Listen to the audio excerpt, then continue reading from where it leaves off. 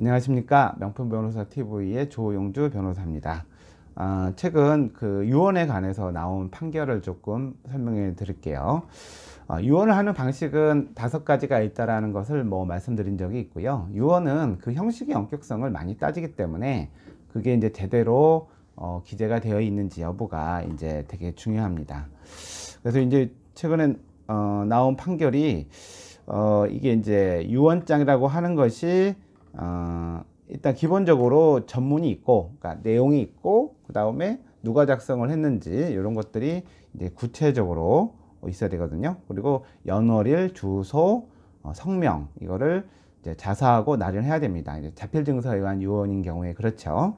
근데 보통 이제 자필 증서에 의한 유언 이렇게 만들고 이제 돌아가시면 그 자필 증서로 한 것들은 이제 유언 검인 절차를 밟게 되거든요. 그래서 이게 유언장이 발견되면 그걸 가지고 이제 그 상속인이 법원에다가 이제 검인을 해달라고 해요. 그러면은 법원에서는 그 검인을 가져오면 일단은 이제 상속인들한테도 다 알려주고 그 유언증서에 이런 내용들을 확인을 해요. 그때 그거 자필도 마찬가지고 녹음한 것도 마찬가지인데 이렇게 하게 되면 이제 법원이 공식적으로 이게 이제 제대로 된 거다라는 거를 확정을 하고, 그 다음에 이런 유언서가 있다, 이런 유언하는 녹음이 있다라는 거를 이제 조서에다가 작성을 하죠.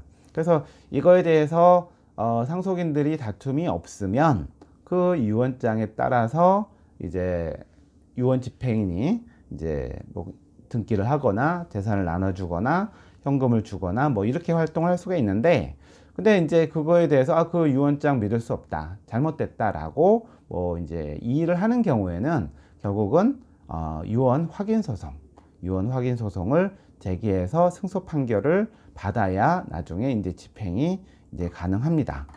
근데 이 사건은 어떤 거였냐면요. 이제 그 어머니가 아파트를 하나 갖고 계셨던 것 같아요. 서울 동작구에 아파트를 갖고 계셨는데 또 거기 사셨어요. 그래서 유언장을 쓰면서 이제 전문에다가 원래는 어떤 부동산을 누구한테 주고 싶으면 그 부동산에 대해서 정확하게 번지와 그거를 또 건물이면 특정을 해야 되거든요. 근데 뭐라고 썼냐면 자그마한 아파트를 이제 누구에게 준다라고 쓰고, 그 다음에 그 밑에다가 자기 이름, 연월일, 주민등록번호 이런 것들 또 쓰고 주소도 썼어요. 근데 주소가 동작구 무슨 아파트 몇 동 몇 호 이렇게 썼어요.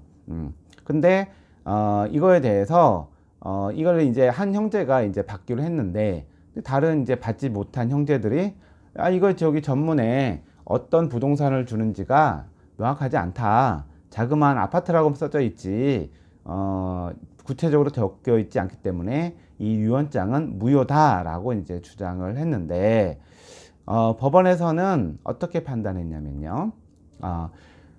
그 돌아가신 어머니가 가지고 있는 아파트는 그거밖에 없었어요. 자그마한 아파트가 어머니가 살고 있는 곳밖에 없었고, 그 아파트의 주소가 바로 밑에 그 원래 써야 되는 연월일, 성명, 주소에 기재가 되어 있는 거예요. 그러면은 이 전체 유언장의 취지에서 자그마한 아파트는 밑에 적힌 그 아파트밖에 없거든요. 그 아파트가 몇 동 호토까지 밑에 써져 있어요. 써져 있고, 그 다음에 다른 형제들도 어머니가 또 다른 아파트를 가지고 있다라는 거는 아니고 그 아파트만 가지고 있었다라는 거는 그걸 다 알고 있었어요. 다 알고 있으니까 결국은 조그마한 아파트가 그 밑에 주소에 기재된 아파트인 거죠. 누가 봐도. 그러면 이 정도 되면 유언장은 효력이 있다라고 이제 법원이 판단을 한 겁니다. 그리고 이 자필로 쓰신 거잖아요. 그리고 그때 이 자필 또 다른 내용도 있었던 것 같은데, 당시에 돌아가신 어머니가 자기의 처한 상황이라든지 감정 상태에도 기재가 되어 있고, 그 다음에 맞춤법도 이제 틀리는데 아마 돌아가신 분이 나이도 많고 맞춤법을 잘 모르셨던 분인 것 같아요. 그래서 이 유언증서가 작성자가 그때 진의로 작성된 것이라고 보기에 충분하다. 그러니까 자그마한 아파트는 밑에 기재한 그 아파트를 의미하는 것이니까 그 유언장 자체로 뭐 물려줄 아파트가 딱 특정이 되는 거죠. 그래서 뭐 다른 거라고 할 수 있는 상황이 전혀 없다. 그러면 그 유언을 무효까지 할 수는 없다라고 이제 판시를 했습니다. 그래서 조금 그 구체적인 타당성을 확인한 판결인 것 같은데요.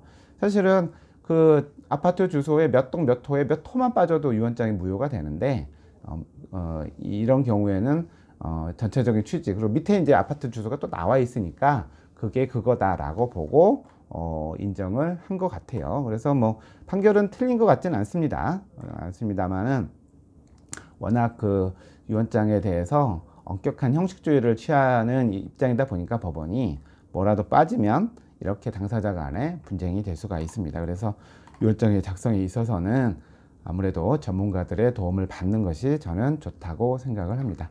오늘은 유언장의 형식과 관련된 판례에 대해서 소개해 드렸습니다. 감사합니다.